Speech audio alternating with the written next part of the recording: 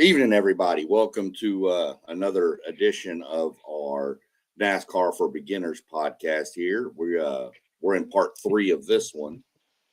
Tonight we're going to discuss tracks, some of the different sizes and things like that. Some little fun facts about some of the size of them. How they break down the points for a race. How do you qualify for the playoffs? How do the playoffs work? And then something NASCAR started new last year was a mid-season tournament. We're going to break into how that works. There's going to be some changes to it this year, but I'll kind of give you the gist of how it works. Just something kind of fun. And they do a bracket challenge for it too. And I know everybody loves brackets.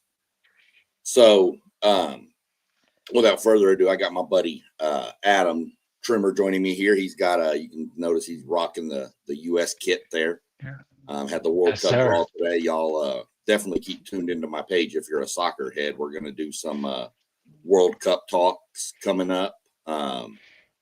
Just a little side note for everybody too. I'm also going to have Adam on with me a few times, just kind of talking random sports, maybe a little baseball, little hockey, just random stuff. If you go look, there's another segment of one of my shows called A Little Bit of Everything, and that's kind of what we're going to title the series Adam and I throw together, because to be honest, you get us two together and we don't know where this is going to go. Yeah. There's no way we're going to stay on topic on one thing. So I'm already ready to talk about the World Cup. Your NASCAR podcast.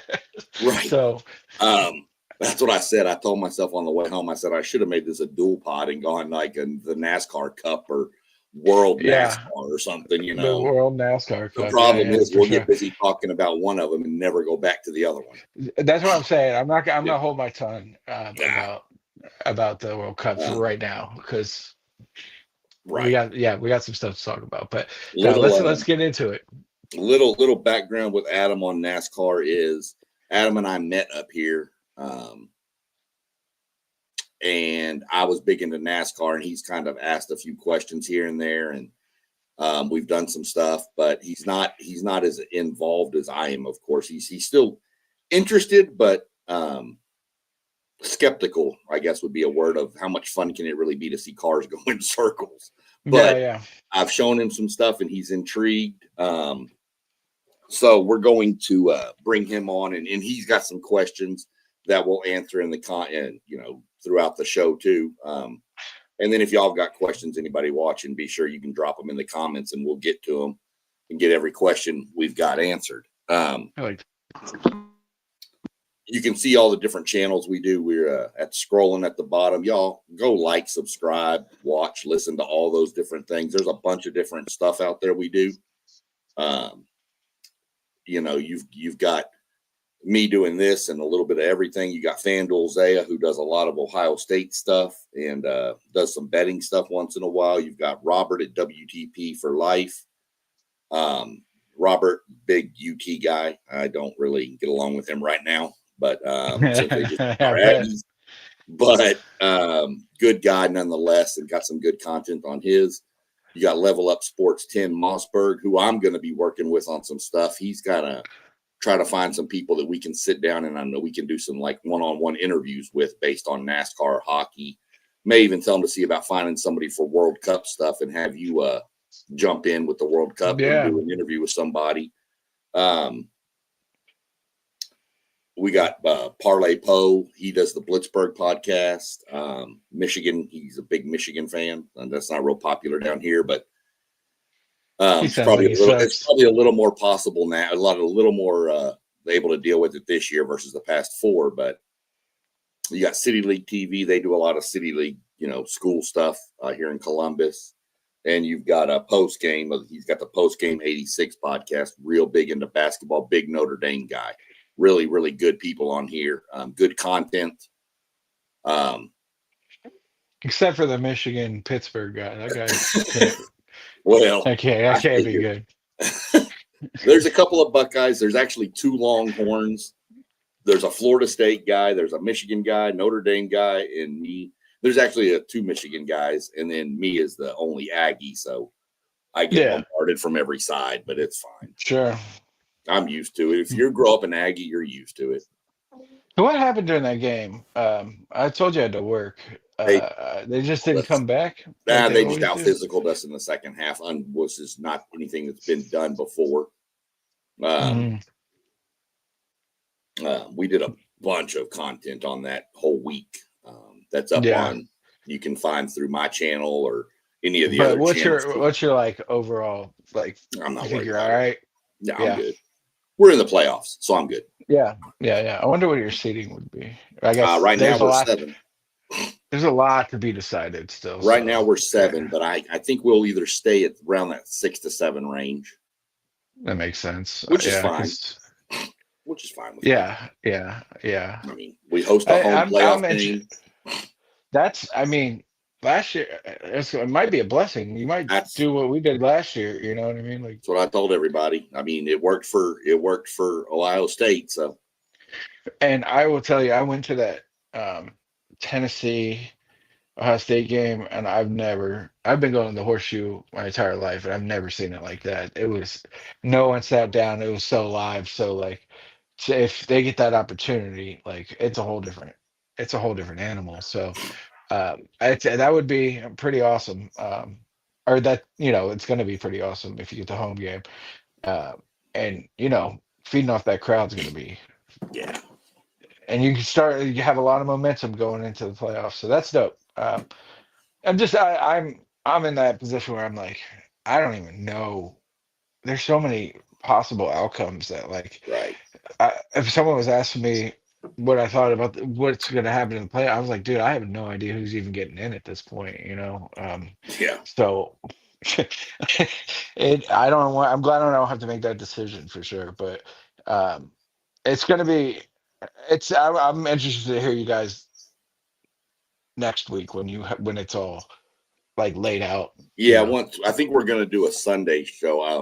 If they don't want to do a Sunday show afterwards, I'm probably going to do a Sunday show after the selection to kind Yeah. of go through it. But I'm sure we'll get one going through our guys. Um, If I'm, yeah, I mean, no, I got yeah, some shit to do that night, but yeah. I mean, I don't know what time it's going to be, but I'll shoot you a text and let you know. for sure, for sure. Before I jump into this, I don't. Doug, my buddy down in Texas, just popped on and he said, "Is Adam a Ford or Chevy?" Oh, you. I was like, "Who the hell's Adam?" It's you. Wow, I'm not even drinking. So, Hey, I just started. yeah, I got pink lemonade. I got a seltzer that's gross. No Yeah, shouts out to Happy Dad. we call it TV static. Yeah, that's exactly that's exactly what So it was. Whitney got seltzer, and I was like, I oh, don't I'll know. try it. I don't know if Adam is really a Ford or a Chevy guy. Are you? My dad's a Chevy guy, so Okay. I guess I am by default. Yeah. He's a big Chevy guy. He's got like an old Camaro, and he's a big. Well, So I by default Chevy guy. I have a Ford truck that doesn't wear on, but yeah. it was Ford Ranger. I had it Oh for a yeah. long time, and I got to give big shouts out to Ford Rangers. I Those don't things know. last forever. Yeah. Um, but I guess I'm a default Chevy guy for sure. So When I used to like my dad liked Earnhardt, yeah. and I liked Mark Martin because I thought his car looked. I had a like Matchbox car of his Oh car, yeah. Yeah. and so Mark. Yeah. I He's a was like, that Ford. was my guy just because I liked his car. That's The white and blue Valvoline. I was like, yep. hell yeah, that That's was my how. dude. Believe it or not, people that don't have that or get into NASCAR that aren't family related, like their dads aren't big, but like my dad was never into NASCAR. I got into it by flipping channels and seeing a black Ford Mustang or whatever they were driving back then with a big orange Texaco star on the front, and I fell in love with the car, and then I fell in love with the sport. Yeah, yeah, yeah. Yeah, I had the little Matchbox car, so I yeah. was just like, that was my guy. I think I got it in like a Christmas or something. I don't know, like a Actually, up there you white can't really elephant. see it, but up there on top of my shelf in the back, you've got a. That's the exact replica of the pace car or one of the cars from the inaugural race ever at the Texas Motor Speedway. Okay, I Yeah, can't see it I at bought all. that Yeah, I bought the whole one.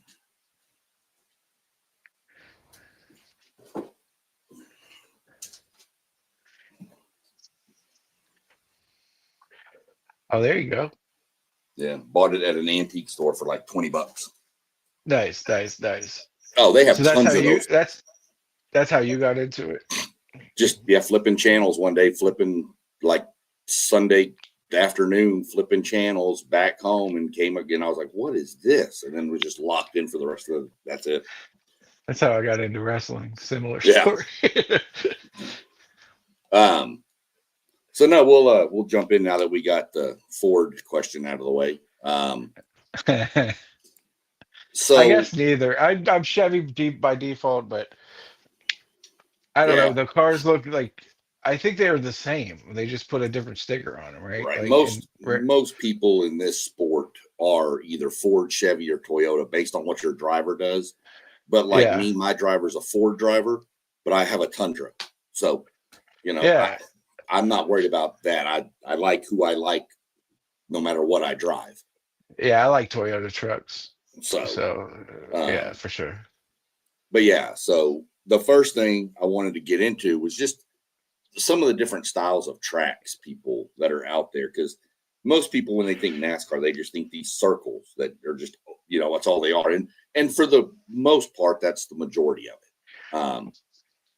You Well, have they were racing like through the city in Las Vegas, right. weren't they? Well, they were racing Yeah. through the city in Chicago, Oh, Chicago. That's it. That's but cool. yeah, that was cool. That they did that for 3 years. That stopped this year. They're going to go race on the naval base Coronado out in San Diego. That makes sense because it's probably easier to shut that down than Well, you would like think than shut the down city the of whole island. Yeah. right. So they're going to race out there. Of course, you have your big tracks that a lot of people have heard of: Daytona, Indianapolis Motor Speedway, the big name brand tracks, Talladega. Those are like considered like super speedway type tracks, and Yeah. then even Atlanta is nowadays. But then you've got those are pretty much 2 mile tracks. There is one track that's a triangle. Really? Yeah, it's in the Pocono Mountains in Pennsylvania. It's called Pocono Raceway. It's like 3.2 miles, but it's a triangle. Huh. They call it the Tricky Triangle, is its nickname. Tricky Triangle. Yeah. Then you got a lot of 1.5 mile tracks, which used to be called cookie cutters because they were all the exact same, but now they've changed some of the banking and stuff, so it's a little different on them. Like Charlotte Motor Speedway is 1.5 miles, Texas is 1.5 miles, Kansas is 1.5 miles. There's just a bunch of 1.5 mile tracks. So that's the majority of the tracks. Those are just considered regular tile tracks. Then you go into what you consider like short tracks, which is small tracks, like Bristol Motor Speedway, still probably one of my favorite. It's a That's half one you mile went track. to, right? Right. That's a half mile track. Then you've got stuff like Iowa Speedway over in Iowa, which is like 8.75 fifths of a mile.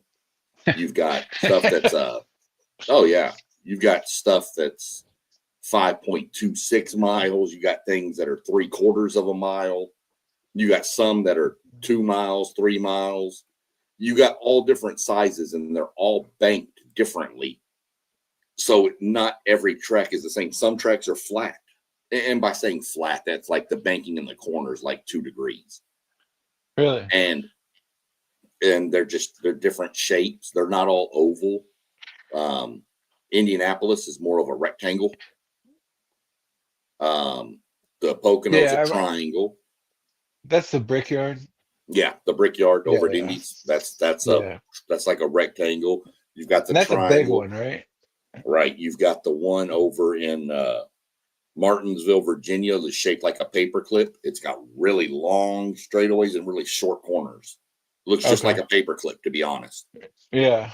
And then so they go faster on that one. And then I think it's Darlington is the egg shape.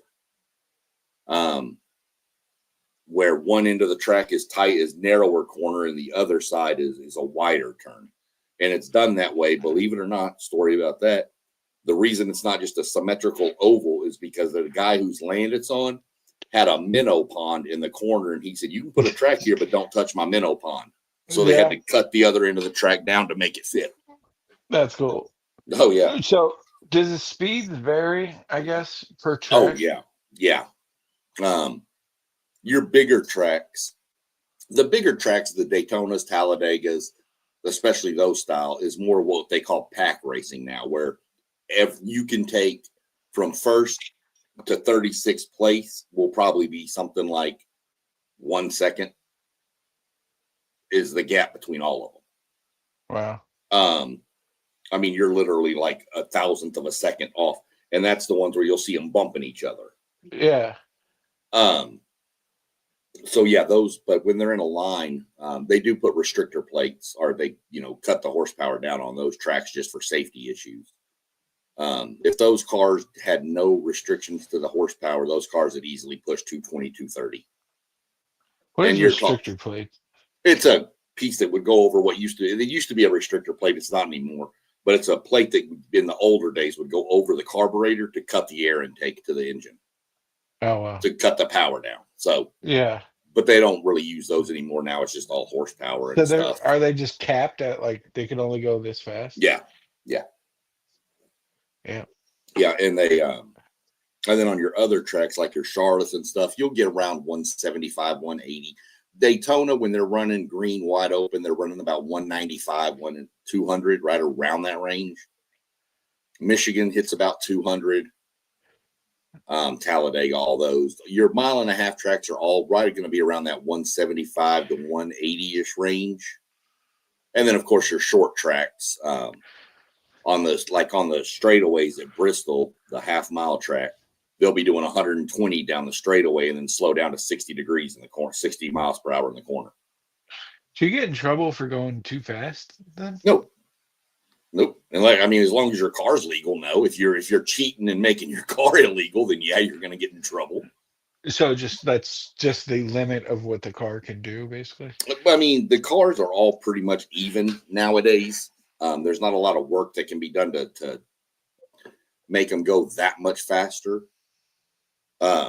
One thing I'm really excited about for the upcoming year, though, is on certain tracks, they're going to increase the horsepower 100 to 100 miles per hour for the cars, which is going to obviously make the cars faster, and it's going to make the They're going to go 300 miles an hour. No, just the engine. The engines right now, they say the engines right now are like a 550 horsepower engine. They're going to allow some tracks to be like 650. Huh. So that'll pretty much add, call it maybe 10 miles per hour. Okay. So just that's not an exact science. I'm not trying to be an engineer. That's just a good general knowledge for people that, if the horsepower in the engine's going up, then the speed's going to go up. How does that vary from like Indy cars? Do they have like those you win by money by having the best car, right? Like F1 is just how much money do you want to spend? There is no real limits to what you can do to your car as far as horsepower. You can do whatever you can do. Formula One is pay to win in my mind. So you can make your car fast. IndyCar has a little bit more regulations, but the IndyCar is dominated by a lot of times it's like the Honda, the power plants, the engines Honda puts in there. Plus, it's not a gas engine in the IndyCar or the F1 series. It's more of a hybrid or like a dual engine, not like the engines in the NASCAR series are the engines that are in cars and trucks now, V8s. Yeah. The ones in the IndyCar and the F1. Oh, really? Yeah, they're not the same engine. It's a whole different engine package. Yeah.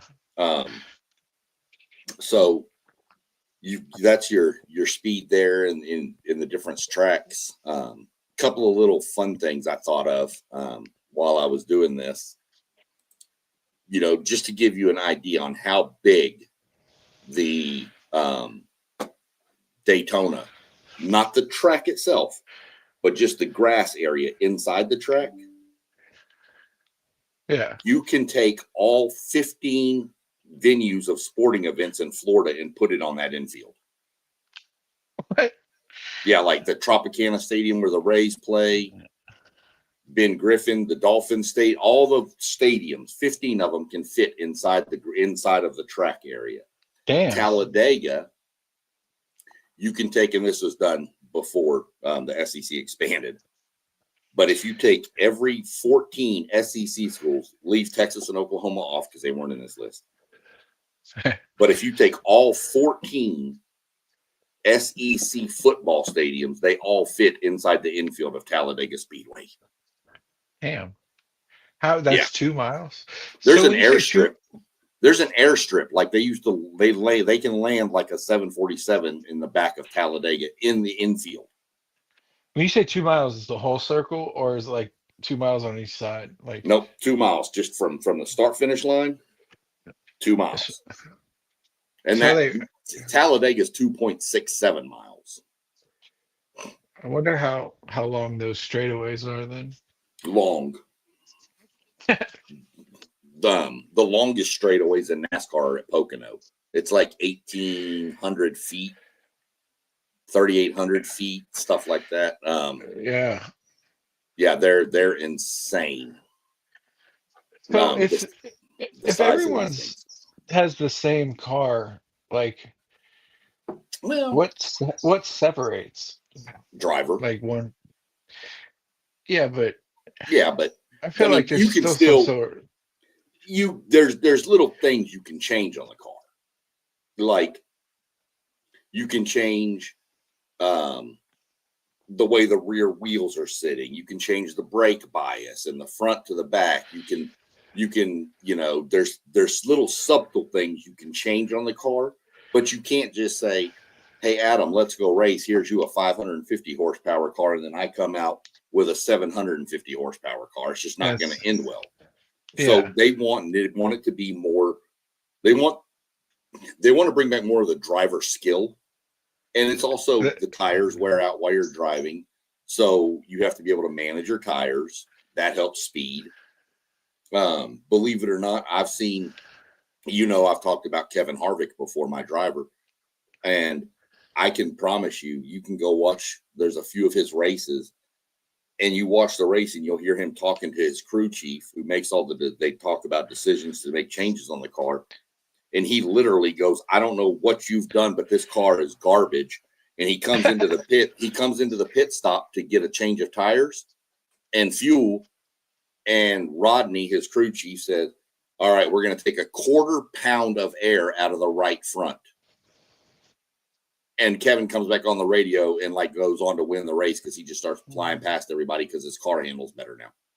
A 1/4 of a pound on a 3,600 pound car makes that much difference. It gives you more grip, I guess. Yeah. Well, it just makes the car handle better going into the corners. Like last year in the playoffs, my driver was starting from the 3rd position in the first round of the playoffs and goes into the first corner and wrecks because there's bumps in the track. Yeah. They said they had one setting 64 1,000th off. And he hit a bump and it sent the car into the wall. That's how insane these changes on these cars can be. Well, I mean, I guess this is a different question, but how do they eat through? How many pairs of tires do they go through? Good question. If you go back, this is for anybody else that wants to know this. I'll answer your question, but if you go back to part 2, you'll find that out. Maybe one of my previous episodes, I discussed that it's roughly around $25,000 a race for tires. Wow. $1,200 normally for 4 tires. And why do they get eaten up if they don't have any tread on them? Right? They're all flat, right, but the track is made of asphalt, and they just get hot. Well, some are, you got asphalt, you got rock, you got gravel in some of these tracks. Some are concrete, and there's little pits in them, and it just starts when those tires get hot. That rubber just starts getting peeled off of them because the track may have a lot of little pebbles and little nicks in it, and the tire's hot, and that rubber just that concrete or rock just kind of grabs part of the tire and starts just flaking it slowly. You'll see some tracks where you'll come in after a run and put on a new set of tires, and all of a sudden you're running faster. You're 3 seconds faster than the cars that haven't changed tires yet. Yeah, I remember that always being a thing. Like they couldn't like decide. Like they'd always have to make a decision. Like should we get And tires or sometimes, should we ride them out? yeah, do you ride them out? Do you come in? Do you take 2 tires? Do you take 4 tires? I Because was that's listening to a race the other day. While I was driving, they were playing one of the classic races on the Sirius XM channel, and they came into the pit. So this is from 1999. They came in to do a pit, and they said, "That's an amazing pit stop. It was 17 and a half seconds." Pit stops now are about 9 seconds. damn. I mean, that's changing 4 tires and filling up a car full of gas in 9 seconds. Did they switch it so it's only one bolt, or is it still full? Yeah. Like No. We went. NASCAR has now changed over to the single lug system on each tire now. But the difference is, say that. yeah. Well, now in the lower levels, they still do those. Yeah. But if you go watch an F1 or IndyCar, when they change tires, they pull in, they got the jacks, and they lift the whole car, and there's a guy on each tire. Oh, wow. Not in NASCAR. In NASCAR, the guy comes out with a jack, lifts up one side, they change the tires, goes around, lifts up the other side, they change the tires. So they can only have one guy. You've got 1 jack and 2 tire changers, and then a fuel guy, and then they move to the other side of the car. They don't have 4 guy on every tire. So that's why you can see F1 pit stops last 2 seconds.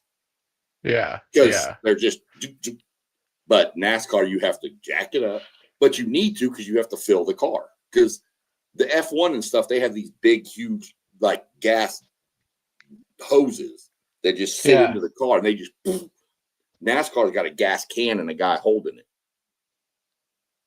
Yeah, but it's still like faster than a gas pump. Like they fill up a whole tank. Yeah, like they're putting 22 gallons into a car in 10 seconds. And how long does their gas last? Oh, not very long. That's what I'm saying. Like they get. I'd have to go back and look it up again what it was, but that gas is also I think it's $19 a gallon. And they're using 22 gallons. I think I broke it down to where it was something around $5,000 for gas for a race. Oh man. Yeah, go watch some of the other episodes I've done of this. I will. Yeah. You'll see all the breakdown of how much sponsorship costs, things like that. Yeah. Mm-hmm. $19 a gallon. Yeah. Well, I'm gonna put 1 gallon in my car. See what happens. And you talk about the tires. Here's a funny story for you. Back in the day, at one of the race, and I don't want to get the racetrack wrong, but it's one of the oldest racetracks. They were racing on it, and one of the guys they kept blowing tires. Like literally, race teams were going into the parking lot and taking tires off like my car and putting it on their race car. They were literally buying people's tires so they could literally. Oh man! One guy wound up beating the whole field by like 17, 20 laps. He lapped everybody. There was nobody on the lead lap because he knew the track was bad. So he went and bought some big diesel tires with like 6-ply tread on them and never had to change tires the whole race. Oh, that's awesome. When was this? This was years ago in the 60s, 70s. I mean, it was so fun, but it was crazy. It's one of the craziest stories, though. That's wild. I would have sold my tire. I'd be like, these are $25,000 tires. Not back then, but they were. Some people were saying they were just taking them. Didn't even ask you. They just go take them. I'm like, what? That's fun. That's come back to your car. You got no damn tires. Yeah, like I thought we were at the racetrack. What happened? Right. I didn't know we were in downtown. Whatever city you want to choose. I'm not going to make fun of any cities. I'll make fun of Houston because I'm from there. You could say St. Louis for the vacation Right. aspect of it. Yeah, Right. like when he pulls over for directions. So those are some of the different, tracks and styles. There are road courses too, which we turn left and right. You mentioned Was the street Watkins courses. Glen one of those? Yes. Okay, I had a friend that used to, like him and his dad would, in high school, would go up to Watkins Glen every year. Yeah. Uh, Watkins Glen, Circuit of the Americas in Austin, Texas. ooh, Um, Sonoma out in California. And then Sonoma. sometimes they'll turn like Daytona can turn into a road course, Indianapolis can, Charlotte can. They do race at Charlotte. They call it the Roval. It's a combination of you're partly on the oval track and partly on the road. Oh, I hate it. I'm not a big fan of road course racing. It's not I my think they favorite. look cool. I think that looks cool. I mean, it's neat to watch them go left and right but I'm just not a big fan of road course racing, especially going to it in person because the cars only come by like every 4 or 5 minutes. I think I like more they than had one. effort. I think they had one in Columbus at one point, a road course. Possibly, they possibly did. I thought I saw like some Um, picture back in the day. and if you're ever curious what tracks are near you, I mean, just go to NASCAR tracks, look up, or go to NASCAR.com, and look up tracks. You can even go to NASCAR.com and then /regional, and it'll show you the regional tracks that NASCAR operates, like little smaller tracks, like maybe say Eldora over here that we've talked about before, you and I. Oh yeah, yeah, Um, yeah. Stuff like that. There's a racetrack up in Hartford, Mid Ohio, is outside of Columbus. That's probably the one you're thinking of. Yeah, yeah. It's a road course, but further up, over near the Pennsylvania border, Ryan Blaney bought a racetrack up there. So, but you can go to NASCAR.com/regional, and it'll find you tracks that are local to you that are NASCAR sanctioned. But even if it's not a NASCAR race, auto racing in these lower levels is so fun. These little guys out there. You got guys like Bubba out there. I mean, got a dip in his lip, and some of them get Yeah. out with a cold. Some of them probably have a cold beer in their lap. But these guys are just normal you and me guys who love to race. And that's what's fun about the small tracks. And they need the support too, because that's where a lot of these kids comes from. That's awesome. So They were driving regular cars too. well, they drive. They're called. There's a bunch of different models of cars. There's late model cars. There's sprint cars. There's so much to get into on that level of it that it would take us about a 7-hour podcast. And Yeah. So When did the cars stop being regular cars? Like they're still regular. The cars they drive in the NASCAR Cup Series, you have to be able to buy off a lot. what? You can't buy a NASCAR. No, you can't buy a NASCAR, but it has to be it's a stock car, a car that is made by the manufacturer. Ford uses the Mustang, Toyota uses the Camry, and Chevy uses the Chevy because they don't make Camaros anymore, but that's what they were racing. But they can't label it as a Camaro because they don't produce the Camaros anymore. But they all have the same body. They just have stickers that look like the Body styles are headlights. different per manufacturer too, though. Are they? Yeah, the body styles are a little different per Ford may have a bigger opening in the front. Chevy may have a smaller one. They're different body styles. Oh yes, it's pretty much the shell of the same car you can buy. It's just massively reinforced inside with a much bigger engine and stuff. But I mean, obviously they don't have headlights, and they're just stickers. No, right? no. The headlights, it looks like they do, but no, they're just stickers. Yeah. They do have blinking lights in the back for when it's raining and a windshield wiper. Do they? Yep. They have What about the front? Do they have a windshield wiper in the front? Yeah, the front has a windshield wiper. Oh, windshield wiper, not a back. I thought you were saying it was in the back. They have a blinking light in the back for if it's raining to let people know. So in case you're having trouble seeing, you can see that. And then they've got the windshield wiper in the front. Yeah. Hell yeah. See, what do we got here? Robert, nice to see you in here tonight. What'd he say? What type of track is the most difficult to navigate? Good question. It really depends. Your short tracks are always going to be a lot harder to meet, to like get around people because everybody's compact. But do you like running into the back, like oh the yeah, they back of do. people? Yeah, Like, I mean, hit like them. the front guys are going, you know what I Yeah, mean, into the back. yeah, Yeah. yeah. They'll pass them. The big super speedways can be tricky because it's so finesse driven, because you're literally 6 inches off cars in front of you and behind you and beside you. And if you want to move out and you mistime it, you're going to take out 20 to 30 cars. Road courses, I mean, I guess a road course would be maybe one of the hardest, because you are having to keep an eye on the traffic around you, turn left, turn right, brake, accelerate, shift, all these different things you have to do. I mean, these aren't automatic cars. They're all standard. You have to shift. Yeah. Is it? Now But it's they've not. got, Is it down here or is it up here, like a wheel no, shift? it's a stick shift. That's It's on the awesome. floor, but it's not as we used to call it, the old H pattern anymore. It's now a Yeah, sequential yeah. where they can just slap backwards to go up or bump Oh, forward to go backwards, down. forward. Yeah, yeah, Right. yeah.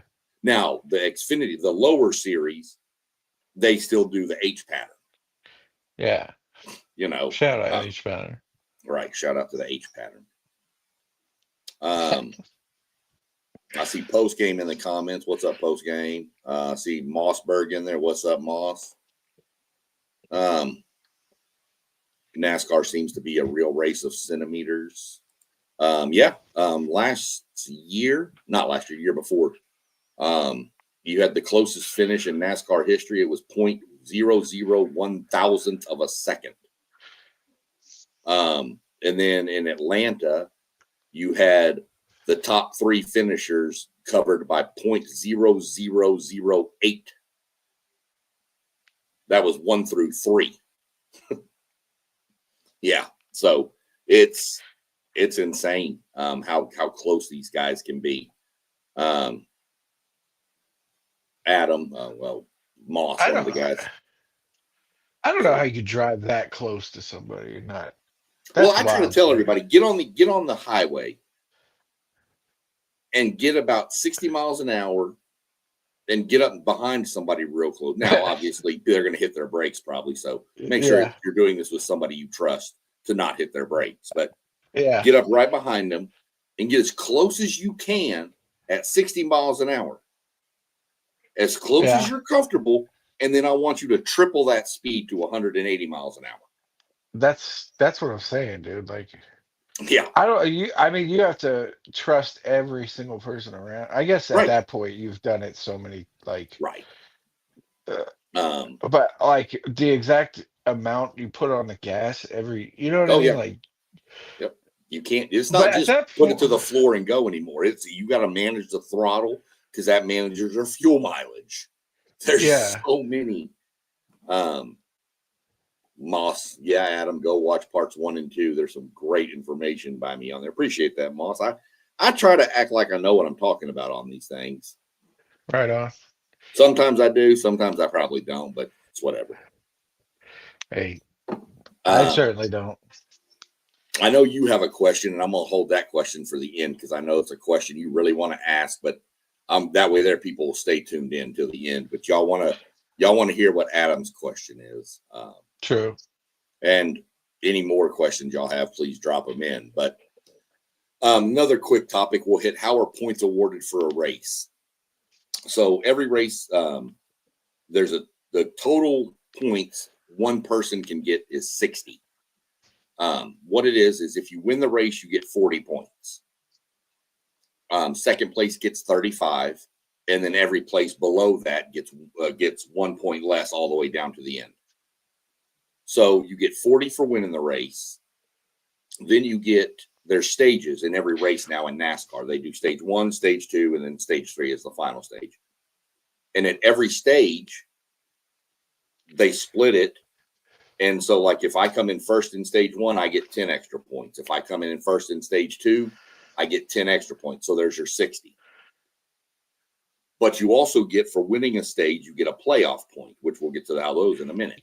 So you get a playoff point. What's the stage?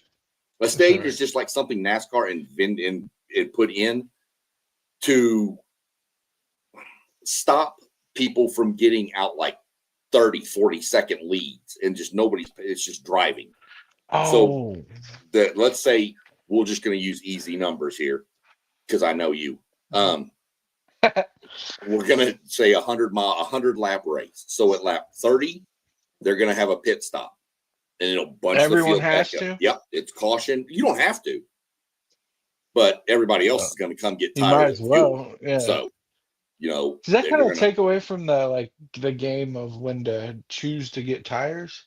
No, because it depends on how they fall. And most of the time, you're going to have a pit stop that you have to make at the last stage. So you can't there's no break in the last stage, but it's long enough that you have to pit. So then that's where you choose when to pit. Oh, okay. So stage 2, say, is another 30, right?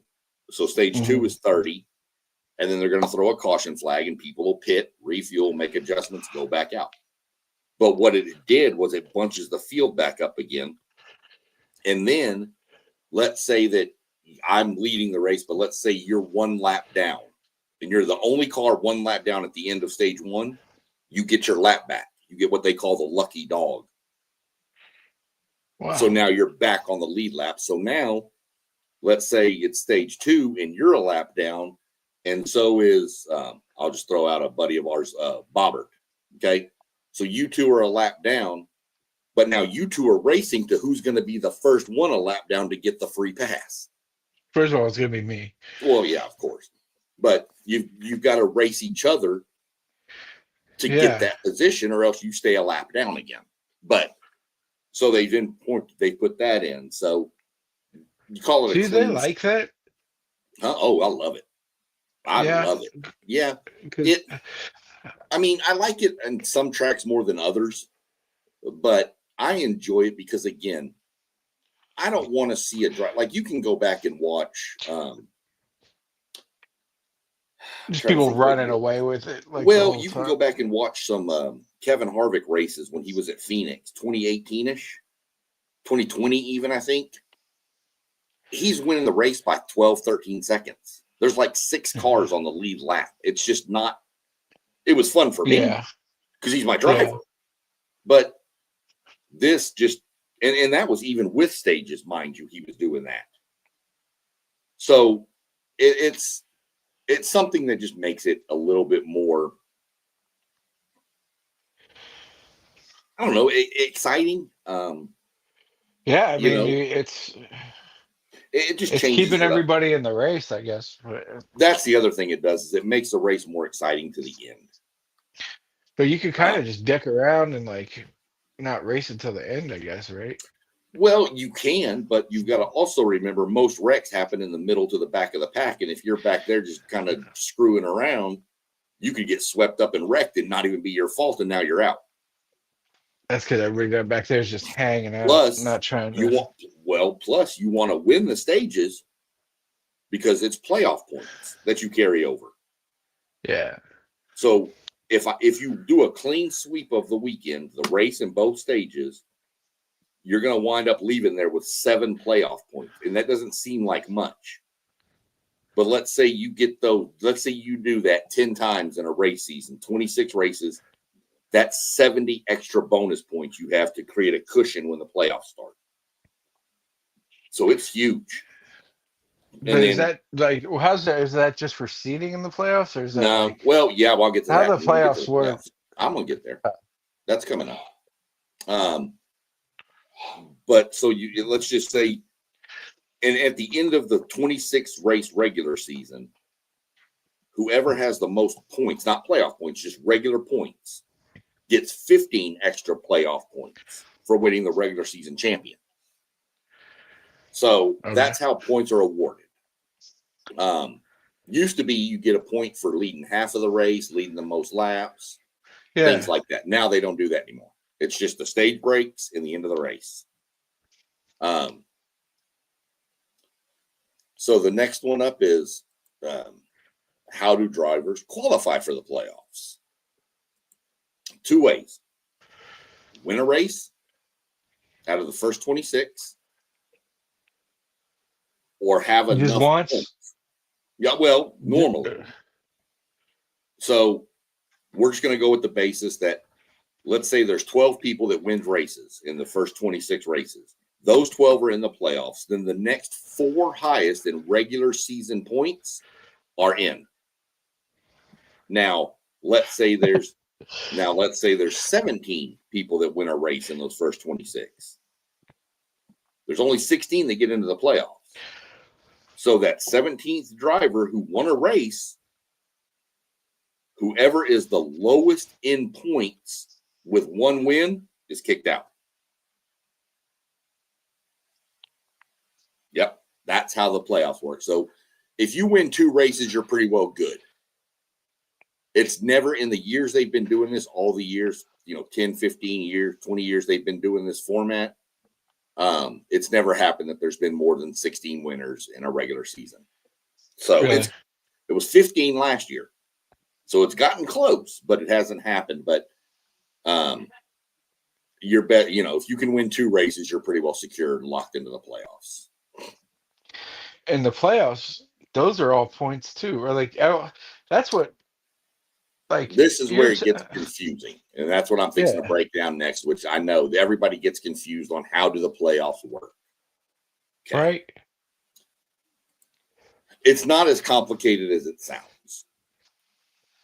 Pretty much what happens. Sorry. You're good. Pretty much what happens is the 16 playoff is set. So the playoffs work in kind of stages. You have 3 races, and then there's 3 races, 3 races, 3 races, and then 3 races. Okay. But it's like there's 16 drivers. So they race 3 times, and the 4 lowest in points are eliminated. Then they race 3 more times, and the 4 lowest are eliminated. But it's not just them in the races, No, it's right? Everybody. It's everybody that's in the series. It's not just the playoff drivers. It's everybody that has a car. No. But what's the point of those dudes being there? Because that makes it, you have to watch out for them too. What if you're racing near one of them and they blow a tire and wreck you?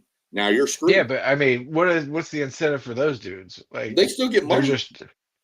I don't know. And then and then they're still jostling for points in the regular. Because at the end of the season, NASCAR pays you out based on points. So if you're 28th in points and you race through the playoffs, even though then let's say you move yourself up to 24, that could be $400,000 extra. Yeah. But are those dudes, they're probably not going that hard, are they? Like, no, they are. Playoff dudes. Yeah, the playoff guys are too, but the playoff guys have to be a lot smarter too and not do something stupid to wreck themselves. So anyway, you go 3 races, eliminate 4, 3 races, eliminate 4, 3 races, eliminate 4, and then you do the last race at Phoenix. Well, it wasn't Phoenix last year. It's going to Miami this year. And that's where you have the final, the championship 4. Can't call it the Final 4. The NCAA told NASCAR to stop calling it the Final 4. So the championship 4 go to Phoenix along with all the other cars, and they race. And you don't have to win the race. You just have to finish higher than the other 3 people in the 4. And you're the champion. So, okay. So all you got to do is outrun the other 3. And that's how it works for every round of that, or just the no, final? Every round. So, okay, when we start round 1, all 16 drivers have 2,000 points. Okay. But I've earned 40 playoff points. So I start with 2,040. Let's say that you snuck in, you're the 16th seed. You don't have any playoff points you didn't earn throughout the season. So I have 2,040 and you have 2,000. Well, for you to catch me, 40 points doesn't seem like a lot. But if I come in 3rd in a race and you come in 1st, you only gained 7 points on me. You see? So it's hard, but you don't have to catch 1st place. You just have to catch 12th place. because after the first 3 races, 4 are eliminated. Now we're down to 12. Now, when we go to the round of 12, everybody's points are reset to 3,000 in the top 12, and you get your playoff points back again. You get to use them again. So now you got more people. Then when you go to the next 3 races and you eliminate, and now you're down to 8 drivers, those 8 start with 4,000 points. This is chaos. Who decided this? Oh God! When you watch it, it's a lot easier. Why did they make it math?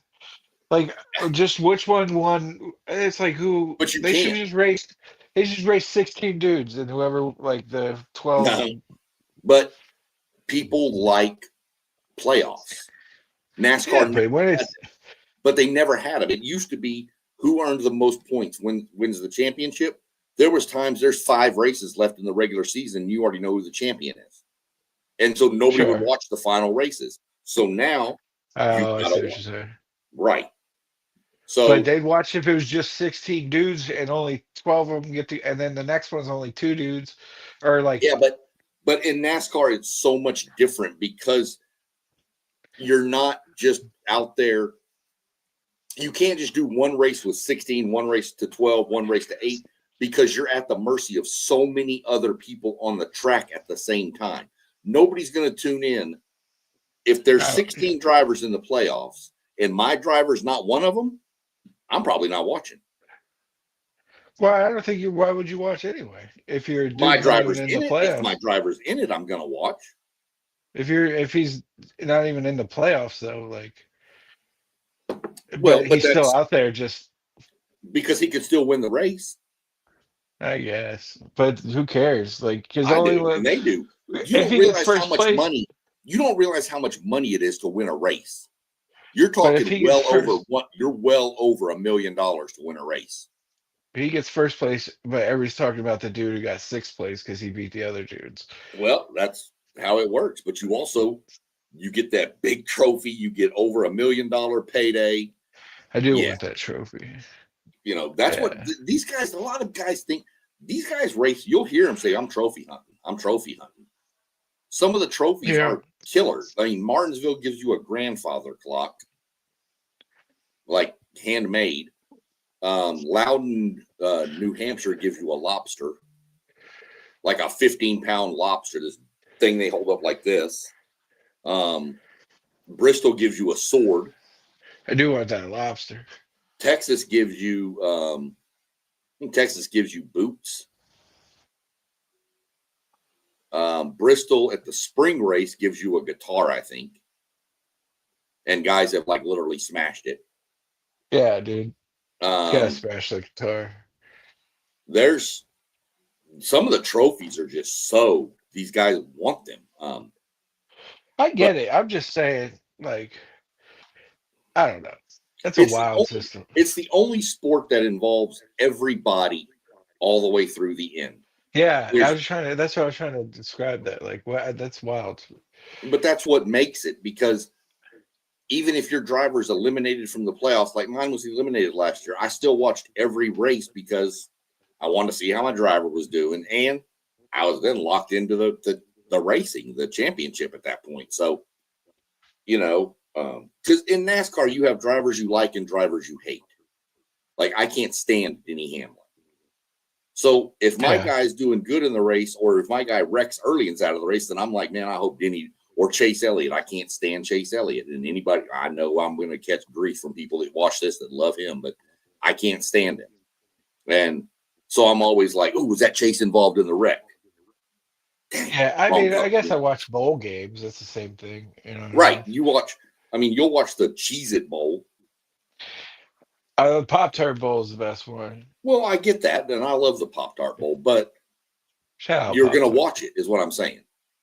Yeah, and so, at least with this, you don't have a favorite team in the Pop-Tart Bowl, but if you have a favorite driver, it gives you something to root for. That makes sense, yeah. And I mean, it's kind of the same exact thing. They get a dumb trophy too, right. So it's just odd that the dudes that are already out of the tournament are still You know what I mean? Like that's a crazy concept. Yeah, it's what makes it though, because it makes it so intense with the just like I said, if you eliminate it down to 16, then 12, then 8, it's going to be a terrible race because there's not going to be any other cars around. Yeah. Those guys are just going to drive in single file till it gets near the end, and then they're going to race. And it's this way here. You got guys coming up from the back that are like, no, man, I want the trophy. I want the payday. I want no. And some of these guys, when you get to the playoff, they may not have a ride next year. Their contract may be expiring. So they're racing, trying to show, hey, somebody want to give me a ride next year? They're racing So for a job. What like winning the NASCAR playoffs? What's that mean? Like, what do you get? I mean, besides money. That's what I'm saying. So like, No, you get like you're the best guy. That's it. no, you're Like the NASCAR chief. yeah. It almost guarantees you induction into the Hall of Fame. You get tons of notoriety from media outlets. Of course, you're getting paid to go on all these different shows. Yeah. You know, some of the guys, take it back to their hometowns because some of these guys are from small towns. They take it back and parade it around their hometowns, things like that. You know, it's not like winning the Super Bowl or the World Series where, let's go have a parade. It's just not that kind of sport. It's not. It's a team sport. That's not a team sport. I mean, it takes everybody on the team doing their job correctly, but at the end of the day, if that driver doesn't do his job, then it's all for, no matter what everybody else did. So yeah, it's a driver-based sport that is a very team orientated, and that's why you will see, if you go watch the past videos, you'll see me talk about, somebody had asked, do they change pit crews? Do they change? Yes, 100% they do. If you've got a 4-car team or a 3-car team, like say Roger Penske has 3 cars, let's say that Blaney and Logano were still in the playoffs, but Cindric's been eliminated, but Cindric's pit crew was better than Blaney's, they'll swap the damn pit crews for the next race. Yeah, dude. I mean, they move around. They'll move one person. They'll move the whole team. Doesn't matter. Yeah. So how many NASCARs do they have, like, per guy? Does he have so when he gets there, does he have like 3 NASCARs with him? Not at the track. Yeah. No. 1. You only get 1? Well, and if that fucks up, you're just done? Well, no, you have 1. Some cars that are like single car teams, like the Haas factory team, they only have 1 car. They'll bring that car and then they'll have a backup car on the hauler. But like the big major corporations, Penske, Gibbs, Hendrick, they've got, like Hendrick has 4 cars. The Kyle Larson, Chase Elliott, William Byron, and Alex Bowman. But they'll probably bring 2 backup cars. And they're just the shells. So if Chase Elliott wrecks his car, they'll just pull the car out of Alex Bowman's trailer. You know, so they have 2. Not everybody carries a backup with them for each race. The only time that I think they've done that was when they went to Mexico City last year, because they were leaving Michigan and going to Mexico City. So they needed, everybody would almost have to have a backup for each person in case everybody wrecked, Yeah. But it's pretty much whatever you start the race with, that's what you're in. You can't wreck your car and then go pull the backup out. No. That's right. No, the backups don't, they're just a shell. They have no engine in them. They might nowadays, but they don't have all the other stuff. They have to still go install everything. So that's why when you see a guy wreck in practice or qualifying and they say he goes to a backup car, those guys on the pit crew and stuff normally work till like 2 or 3 in the morning trying to get that car ready. So if something like explodes on their car during qualifying, then they can, or they lose control and hit the wall too hard and wreck it. They got to pull the back. Yep. Yeah. And then you need 4 So for me to be a NASCAR racer, I need $25,000 worth of tires, 2 NASCARs, $5,000 worth of gas. Well, okay. Plus the entry. How much is the entry? Well, see, that's where it gets tricky. If you want to race the whole season? I'm gonna start a GoFundMe to do one race. No, yeah, I don't know. I'd have to look up what the entry fee. Well, first off, you'd have to be able to pass the driving test because you have to go I'll pass it. Driving on super speedways. But if you wanted to race the whole season, it's going to cost you $35 million. All right, I don't know about my GoFundMe anymore. Yeah, that's going to take a while. Yeah, dude, I don't need a whole season. I just need one. Yeah, like once I said, they see me behind the wheel, dude. Yeah, okay, yeah, no. You'll be the one going 20 miles an hour around the corners. You go so slow. You'll have the pucker factor at full effect right there, brother. Yeah, dude. I'd probably get him wrecked for going too slow. Yeah, for sure. Right. Nah, they'll black flag you, tell you to get off the track. I'll be like, gladly. Right. Now, $35 million. That's crazy. That's for a charter, and that gets you into every race for the season. You're even if you go out to qualify and you wreck your car, you got a backup. Doesn't matter. You can't not be in the start of the race. You're going to start the race because you have a charter. You're guaranteed a starting position in every race. Some races like Daytona, there will be guys that come in and they do like one-off races. Some of the older racers and stuff, they'll come in and do a race. Fine. But there's only 40 spots, say, or 43 spots, I think, in the Daytona. So 36 cars are guaranteed to start. So there's only 7 open positions. So if 9 people are trying to get into the Daytona, 2 of them are going home. So you may put all this money in and then not even qualify, and you go home and you've lost everything. You get no money. You get nothing. They obviously are getting money from advertisements. Well, yeah, but I mean, that's why they get all the stickers and shit. Right, is it profitable for these teams? One of the teams had said that over his time of being in the sport since the 2000s, he's lost $100 million. That's what I'm saying, dude. That's insane. Well, we're not going to get into all that because that's why there's a lawsuit going on right now. But we're waiting to see how that plays out. Do they get a piece of the door or anything like the tickets? Well, I mean, there's payouts for a bunch of different things. You know, they get paid out by revenue and what's on the broad. There's a whole different thing they use to pay people out. But obviously, Tide is paying a lot of money to whatever, put that giant logo on it or whatever. Oh yeah, you know what I mean. But still, $35 million, like. Mm-hmm. And that's per year and per car. So like Hendrick pays $140 million a year.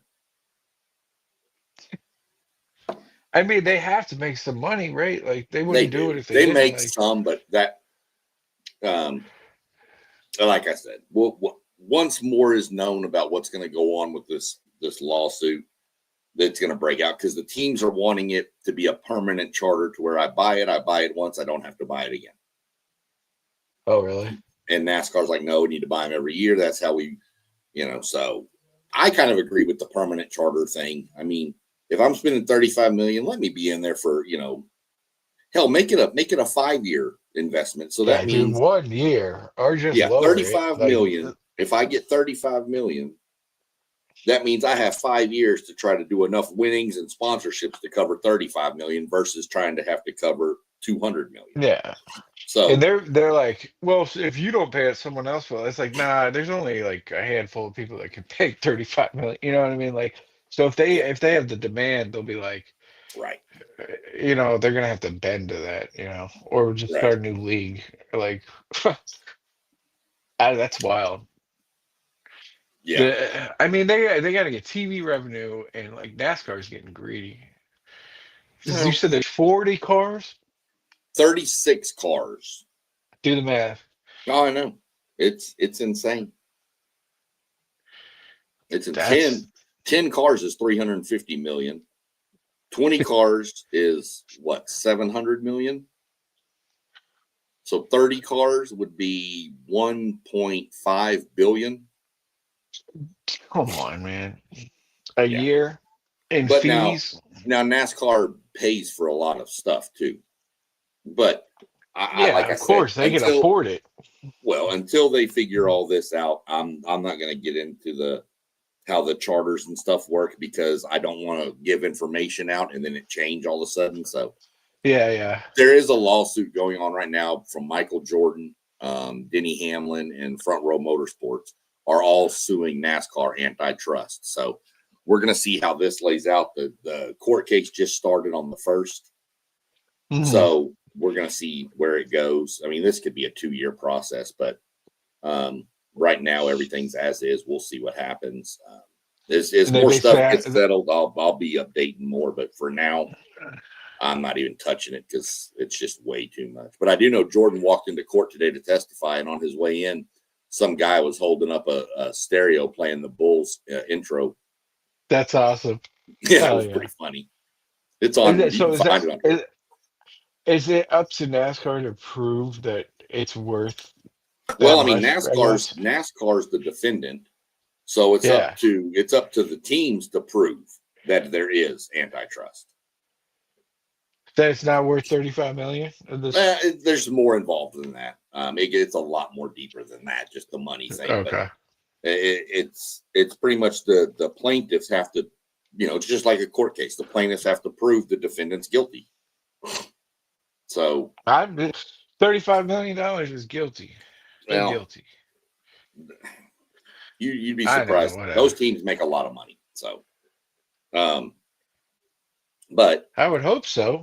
I mean, if you're paying the $35 million, you should be making at least $100 million. Some of these sponsorships cost $10 million. So you're getting $10 million from like UPS. Yeah, I know $35 million is not, but that's now you only got to try to cover $25 million. That's a big chunk. Oh yeah. I'm not saying it's not. And there's a bunch of little stickers. I'm sure those all cost. Well, that and like somebody like Roger Penske, he just ups the cost of his rental trucks. Yeah. Oh, that used to be $50. Well, now it's $75. Yeah, we wrecked yesterday, so raise those costs. Last topic I'll discuss before we can check on questions. How does the mid-season tournament work? They started. I don't even know how the basketball one works. So right. I don't either. But this one, this one's going to go through some changes. So it's not going to be exactly like it was last year. It was really cool though. It really brought some more energy to the middle part of the season, kind of that slow time of middle summer.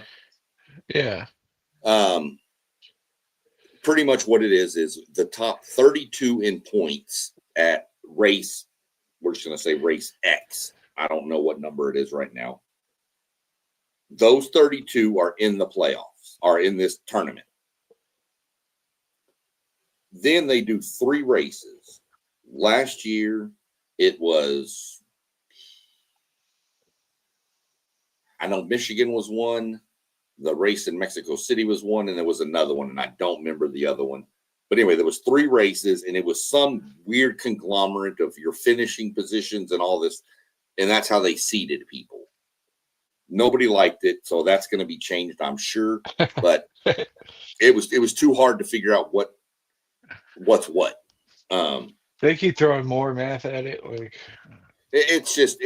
They were trying to figure out a way to seed people, and I was like, just seed them 1 through 32. Why do we have seeding races? We already have a point system, 1 through 32. One plays 32. It's that easy. That seems logical, yeah.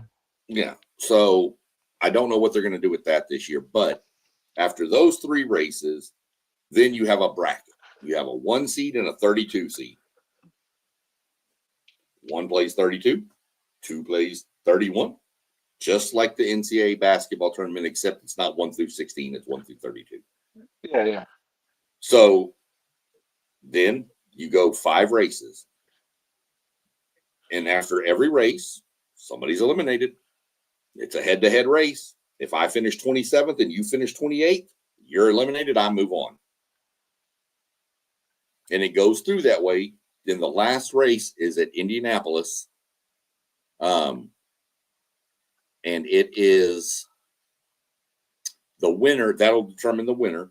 The winner of that race gets $1 million. All right. So it's just a different bracket. $1 million?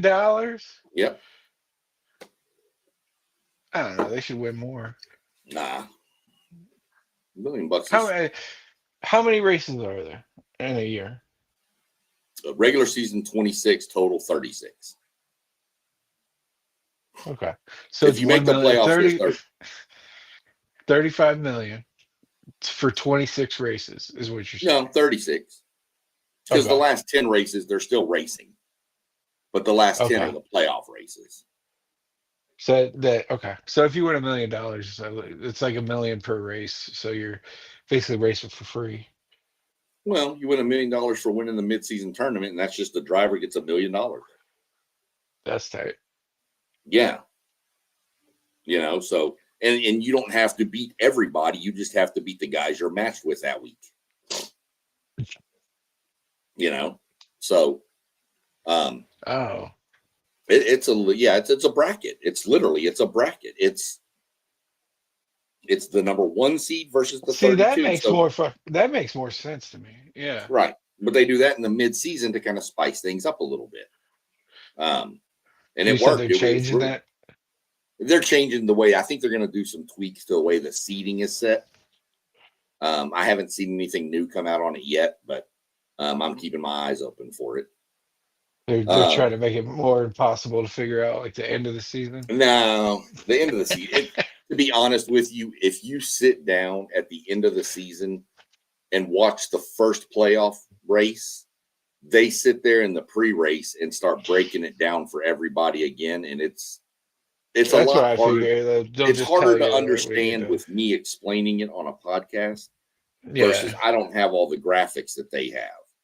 They have all these different graphics that show, and then as the races are going on, they have the pylon on the side of the screen, the scoring pylon, and the drivers in the playoffs are like in green.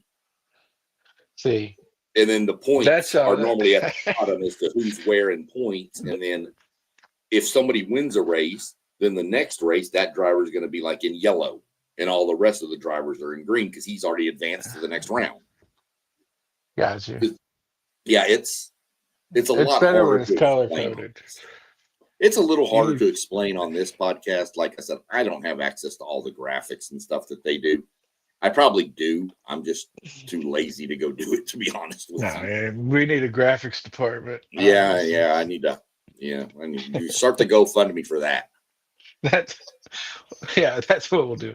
We're going to start a GoFundMe for microphones, better laptops, ring lights, and a graphics team.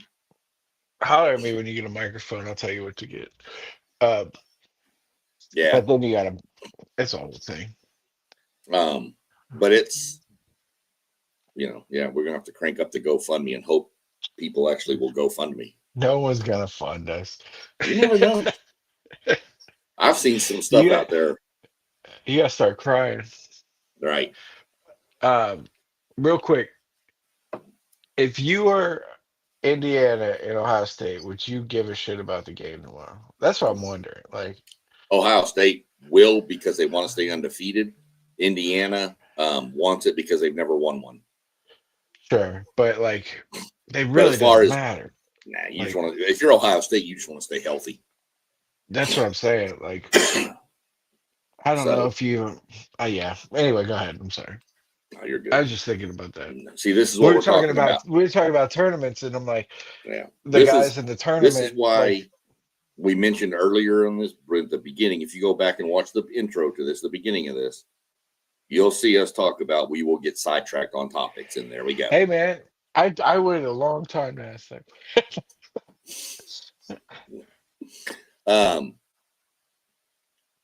Nobody else has dropped any questions on us.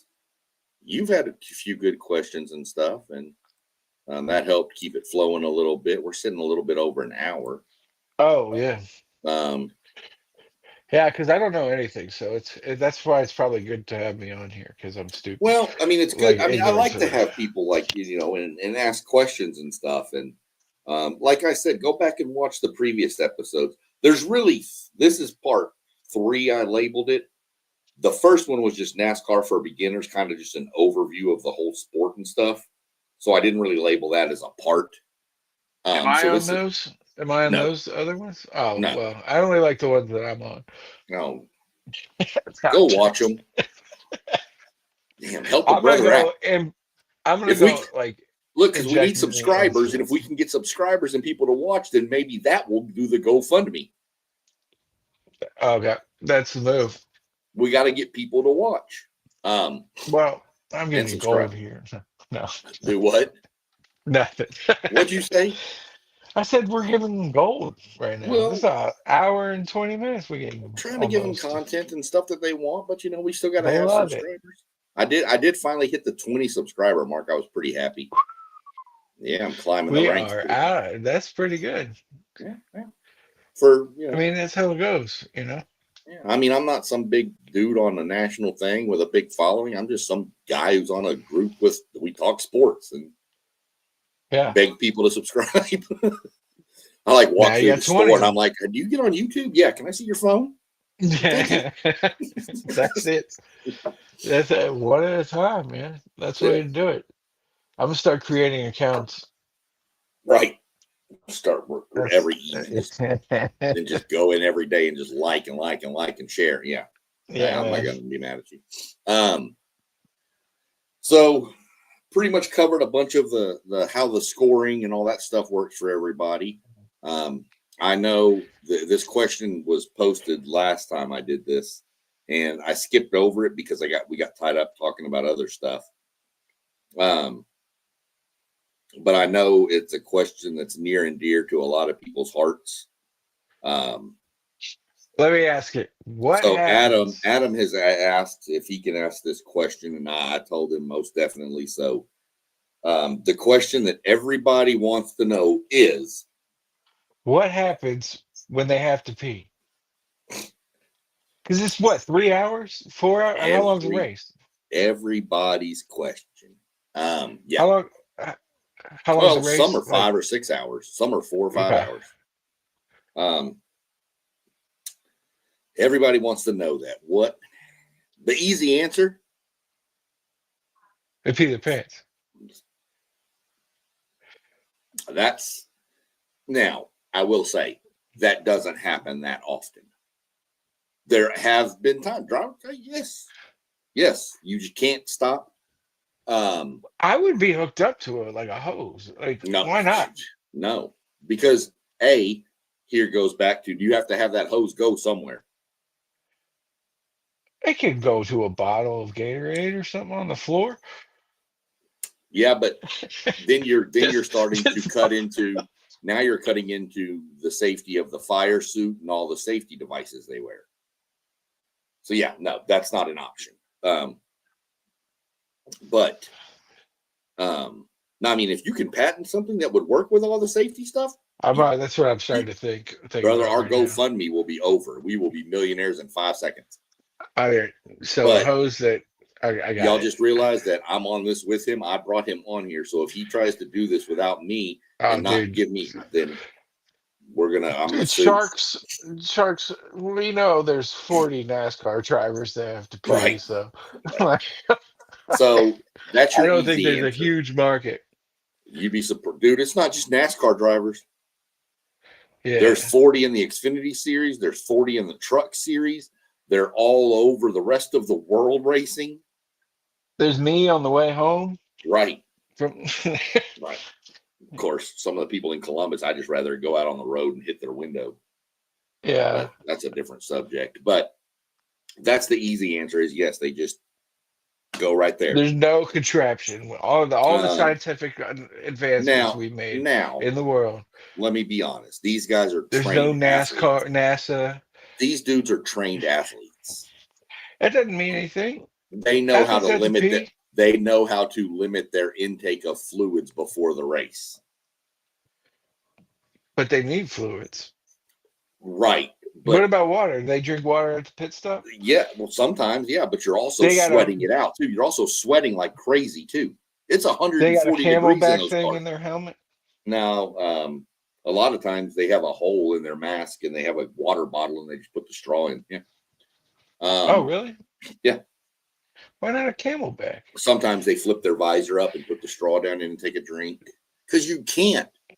You've got a harness around your head, holding your head back against the seat. Yeah. You put a Camelback behind you that's going to push you like this. Well, put it behind the seat. No, there's no room, dude. Plus, that would add weight to the car, which makes the car if slower. Everyone had it. No, not everyone water would, and pee jugs. Like not everyone would. had. You gotta have it. That's part of it. You have to have water and pee. So that's option 2 is monitor your intake. First of all, I don't even know if we're gonna make. I barely make it through this podcast without having to pee. So this is incredible. But you're also drinking. I had one of these beers and they're gross. But the third option is there are times when there's an extremely terrible accident and the race is like put under red flag where everything stops. And when that happens, the drivers can get out of their car and go to the bathroom. What? But they can't do it in the stage part? No. Well, I mean, you can, but by the time you get out of your car, go to the bathroom, get back in, the race is going to be going again, and you're going to be 3 laps down. How long is the stage break? 3-4 laps going under caution. Based on the track. Just the one car? No. I mean, all the cars come in, get their tires and fuel, then they go back out and get behind the pit. Oh, they don't just chill. Okay. No, and then they come back around.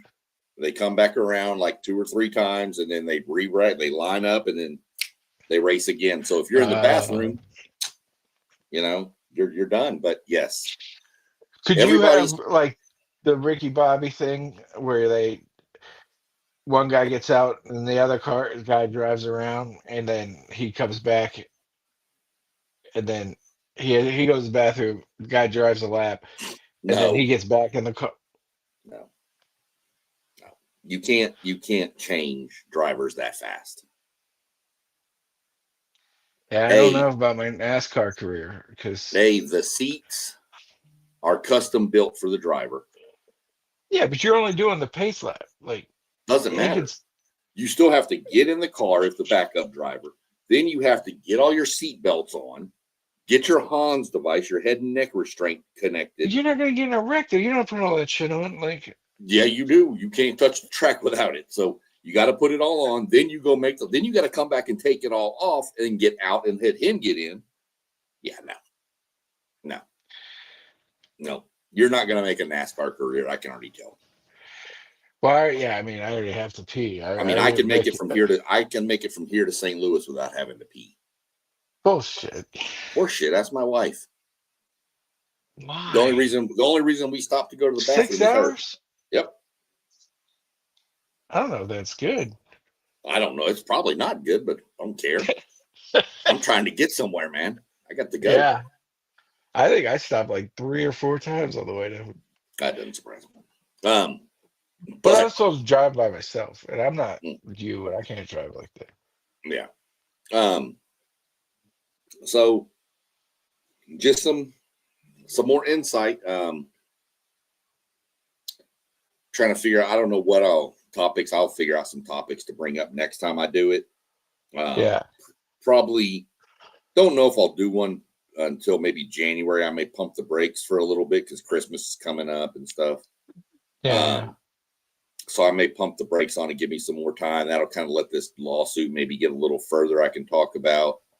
And then after the first of the year, I'm probably going to throw a podcast down, and that one's going to be strictly based probably about the NASCAR app and how to earn all your free stuff. Ooh. That's, like I told you. That's sponsored by the NASCAR app. Well, the free tickets we get and stuff like that. Yeah, that's cool. Go through how to set all that up, how to get all that going. I'm not going to a race next year because we're going to be got some other plans. Yeah. So I'm not going to be going to a race next year. So I took all my points the other day, and they have sweepstakes going on. So I put I put 6,000 points into the full collection of the NASCAR diecast from last year, and I put the other 6,000 in a drawing to go to the race in San Diego there at the naval base. Yeah, because they pay for all your hotel, airfare, and everything. Coronado. I used to live in San Diego. Coronado's tight, man. Yeah, so we're going to. I just put all my points into that. Sometimes you get free gas for a year if you put your points in and win the sweepstakes. There's all kinds of stuff. So, I'll break into that more probably after the first of the year because the app, you have to use your points by December 31st.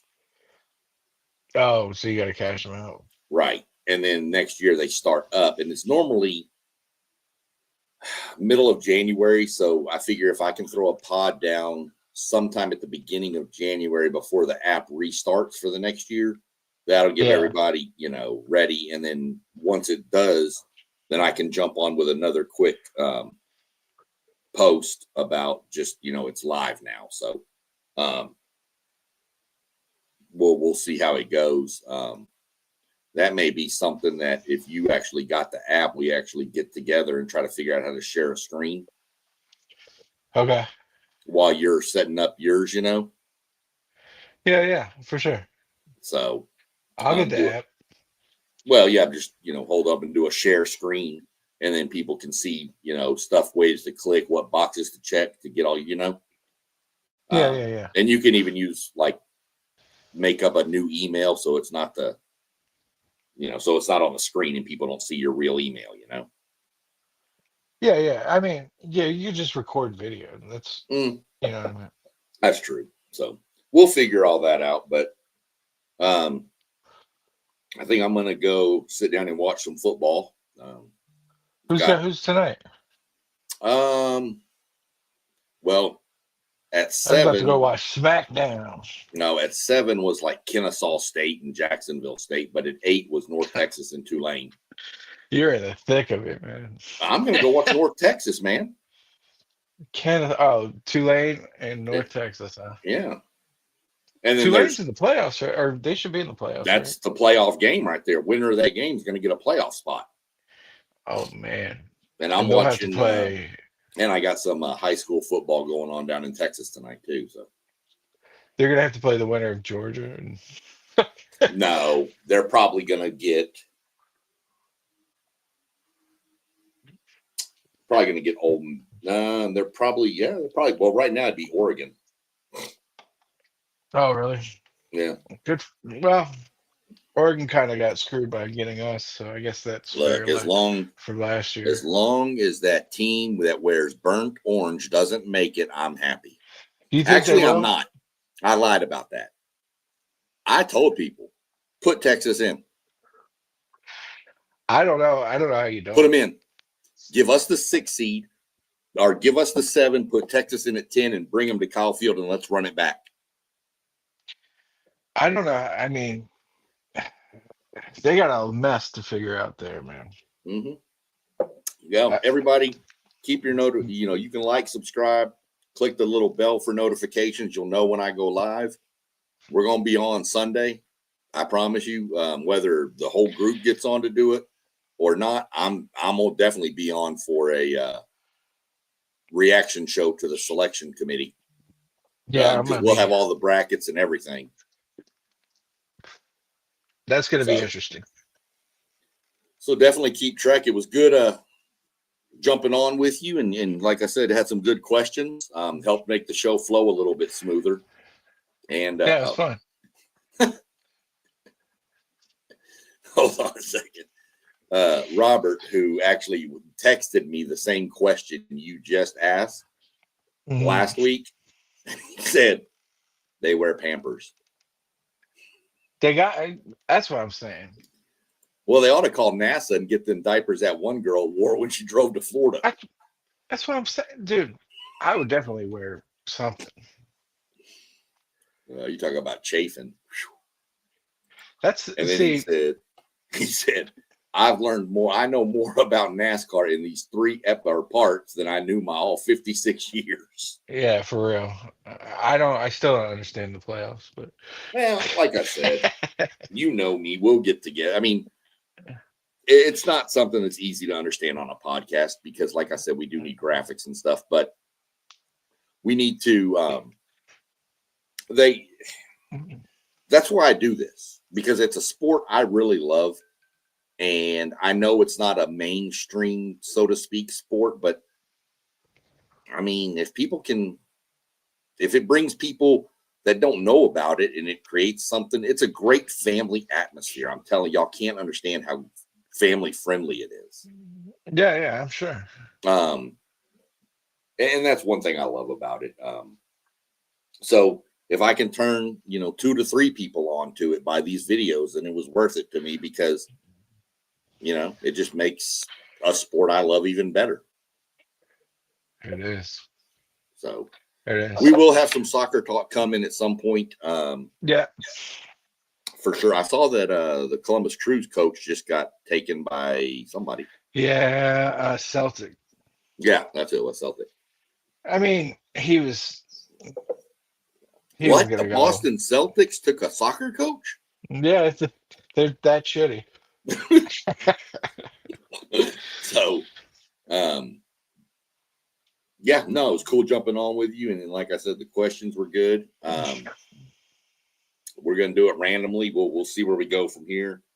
And then yeah. The we'll Everything podcast. Look out for that. Yeah, for sure. Keep your eye out for the a little bit of everything sports. That's where I'm not shy. Yeah, that's just gonna be that podcast is gonna be 2 dudes just talking about whatever. Yeah, and it's gonna be like, all right, we gotta stop. Yeah, we won't go over 2 hours because if you go over 2 hours, you got to start editing stuff, and I'm not that involved, so we'll never go over 2 hours. But this is we won't go over. This is we'll get into some good stuff. We got some stuff Adam and I can talk about, and just kind of go through it. Other than wait that, till we start talking wrestling, dude. That's when it's getting real. Well, that's when I'm just gonna sit back and be like, I have no idea. I'm gonna do the wrestling for beginners. There you go. There you go. Wrestling for beginners. It's gonna be 3 minutes long. Like, what is not? How do you not get it? It's right. Yeah. There's a good guy and a bad guy. Root for the good guy. Yeah. And there's a good guy, a bad guy, and they have a script they've practiced all week. Mm-hmm. And then they get in and they act it out. Yeah, John Cena was on Rogan today. It was a good interview. So I like to do this on our other podcast with the other group of guys when we used to go on Tuesdays and Thursdays. This is my degenerate gambling update for the night. Okay. James Madison is beating Troy 17-14. Kennesaw State is up 7-0 on Jacksonville State at halftime. North Texas is up 7-0 on Tulane. Tulane does have it 4th and goal on the North Texas 2. And Boise State is up 7-0 over UNLV. I picked Jade Cargill to win her match tonight. I don't even know if she's wrestling, but if she's on there, pick Jade. Okay. I'll go see if that's on the BetMGM Sportsbook. I don't It might be. I don't know. I'm going to bet it's not. Hey, if and the Dallas Stars are up Jade Cargill. And my Dallas Stars are up 1-0. There it is. Well, everybody, I hope you enjoyed it. We're just 2 dudes talking. We're just doing a little NASCAR chat tonight. I hope y'all enjoyed it. Keep an eye out for us. We'll be popping off and on here and there. Like I said, Christmas, we'll probably take a little slower downtime. But probably starting the first of the year, you're going to see probably me and Adam popping off pretty regularly with some stuff. Absolutely. Especially as we get closer to the World Cup and stuff. So other than that, man, y'all go have a good night. Go hang out with Whitney. Tell her we said hi. And We'll catch up. All right. Till next time. Peace. That was fun. Yep. Kind of fun.